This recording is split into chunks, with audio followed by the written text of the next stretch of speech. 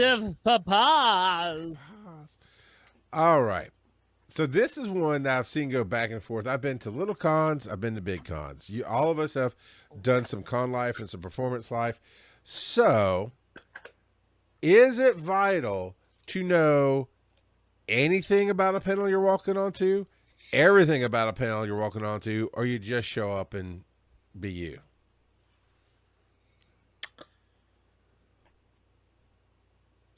I think it kind of depends on how comfortable you are with just speaking off the cuff.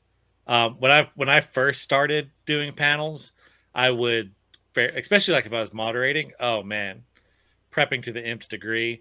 But that's a lot of just imposter syndrome. Like I would convince myself that I was not qualified to be on this panel. Spoilers. Right, right. And so, but eventually I've just done it enough that's like, no, you can pretty much throw me on anything. And because part of it comes with the confidence of you don't have to answer every question. If you don't have anything to add, you can say, you know what, I think they've really covered this. I don't really have anything to add, and move on to the next question. Yeah. So I at this point now, if I'm moderating, I do. I come up with some questions ahead of time. Sure. But other than that, no, I'm just raw dogging every panel. That's just bun and hot dog, kids. Yep.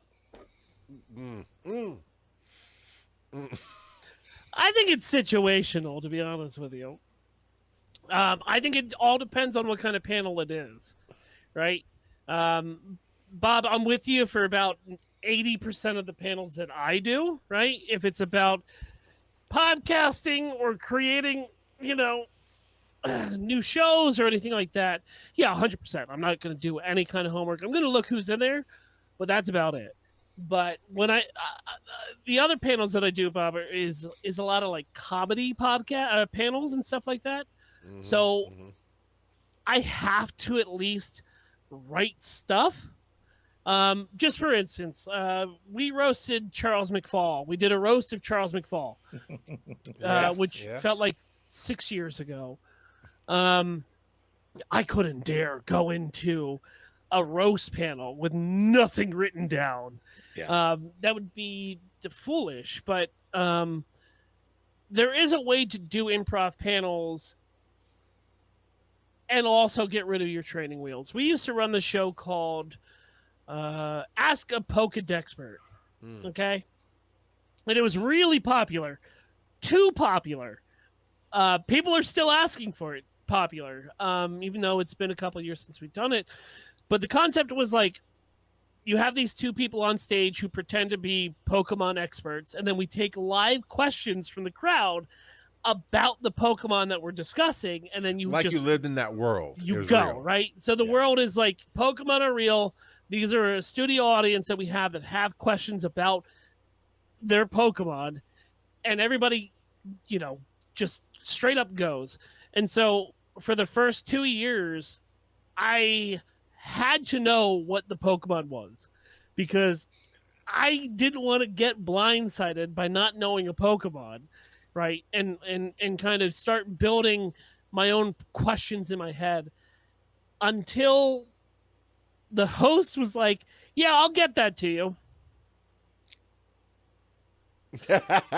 And then I would text him, yeah, hey, no, I'm ready. Yeah, no, I'll get that to you. And so for the first, 10 minutes up there in front of 150 people, not knowing what I'm going to talk about was painful. Bob, it sucked. Yeah.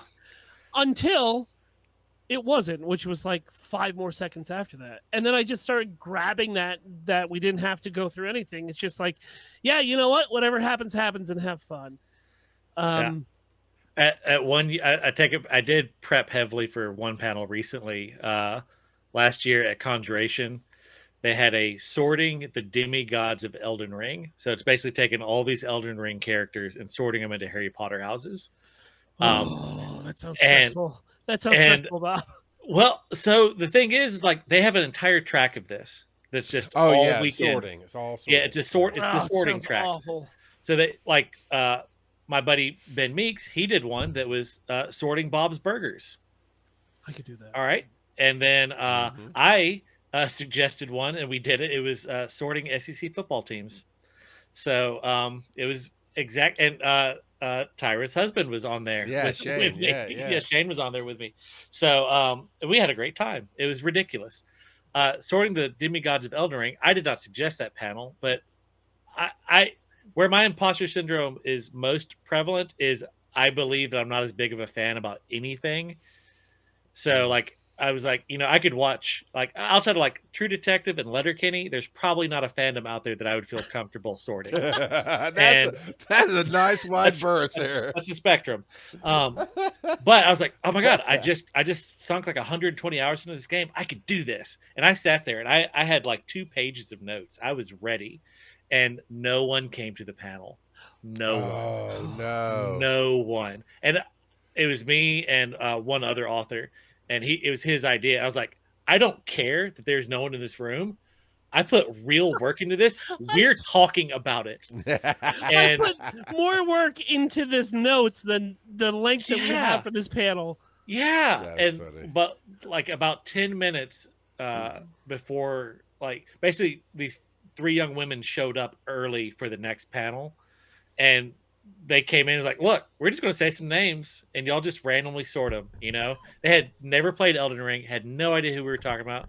We had fun with it. So I guess that's Yeah. where I'm a little bit spoiled by Dragon Con, because even though there's nobody in the room, right? We got the live chat that's always going on inside the Twitch chat, but then also there's a second life that these panels are going to have where they'll sit on YouTube and then get more interaction like that. So I can't even put my head into the space that you were sitting at, like with an empty room. it was night Well, and day. It was not yeah. that panel Well- had no one, but I had that exact same room. I did a late night cryptid panel in there that I set the record for attendance on a panel in that room for the weekend. So it's like I went from no one to literally like people were like it was standing room only. Like people were sitting up Nice. against the wall for that one. So win some, lose some. I think it also depends on who's going to be on the panel with you, right? Because what I will check every time is who am I on a panel with, right? I'll check the name, I'll check the short description, but the more thing that I focus on than anything is who am I going to be sitting next to, and how much can I trust them, right?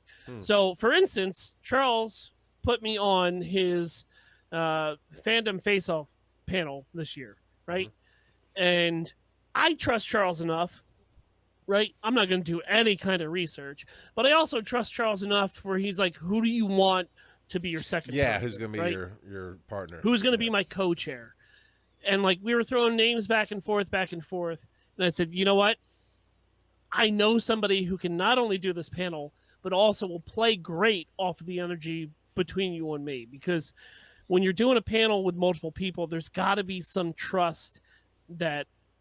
Or there's going to be some holding, right? Like any kind of group of people, friends or co-creators, right? You're using each other as a crutch to get through whatever you're doing. And the best panels are when you always feel safe with the people that you're working with. Right? That's why Botched has worked so well for so long, is that like I publicly hate my DM. He's a terrible human. He ruins everything that we're doing. He doesn't have any creativity. He needs 5 seconds to think about everything. And he's there to make our lives hell. But behind the curtains, like, I will kill for that man. Like, I will do anything that man asks me to. Like, I've moved him 3 times already. Like, there's nothing I won't do for my hetero life mate. To the point where, he rewards me with little trinkets to let me know that I've been a good little boy. But it's important to trust the people and at least know I have some familiarity with people on this panel. I've just never cared enough to do the research. I never know the people I look at. So, okay, case in point, I pitched the very first panel I ever pitched was the second year I came to DragonCon. The first year, I just came to figure out what was going on, see how it's going, hung out on the podcast track, saw people I knew, met new people, so on and so forth. So the second year, like, I want to pitch a panel. And one of the questions is, who's going to be on this panel? And I was like, I literally don't know who's coming to DragonCon. I have no idea what level people are. So here's some names of the type of people I'd like to have. It was Tom Merritt and different people like that. And because I knew basically it was Frog Pants centric for that podcasting track and that they would be there. And then you don't know anything else about it, the way they were handling it then.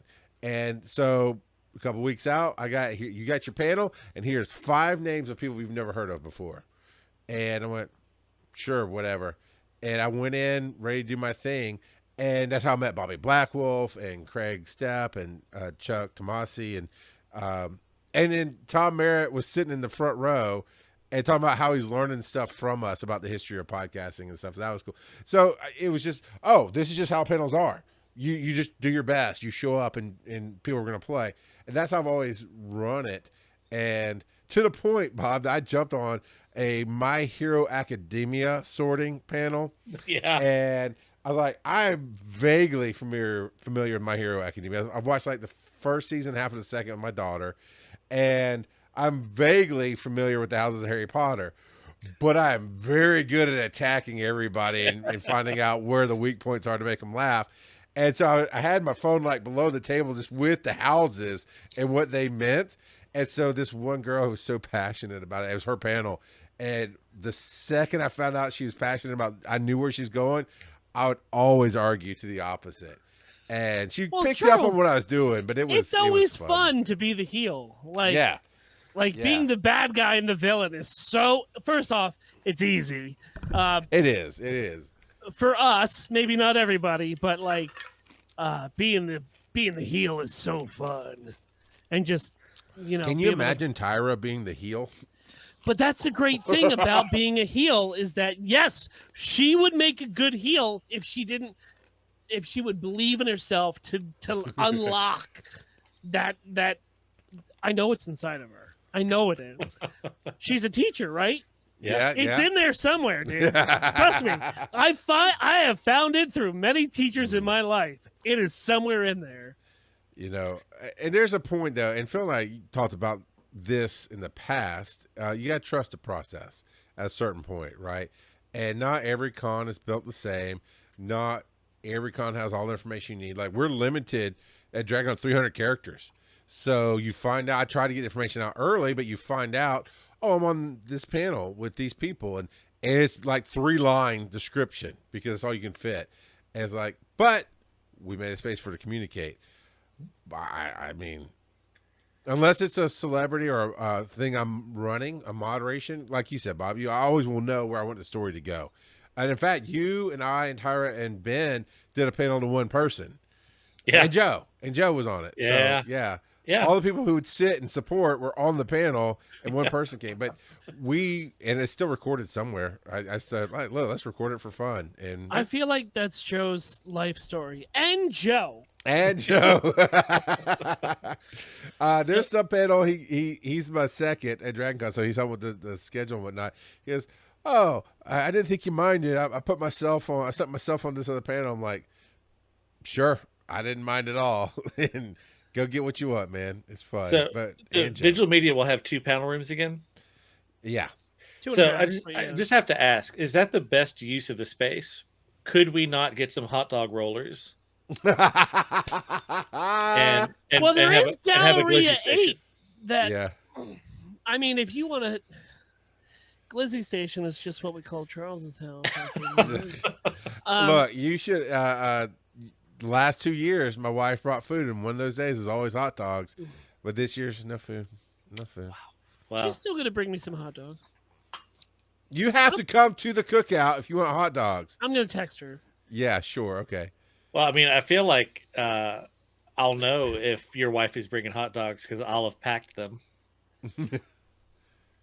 I'm not sure. It's we're apparently married. Is this a setup for a dad joke? Hold on. No, because we're apparently married to the same woman. Okay. It's a callback, Charles. It's something you do in comedy, right? Sure, Pookie Bear.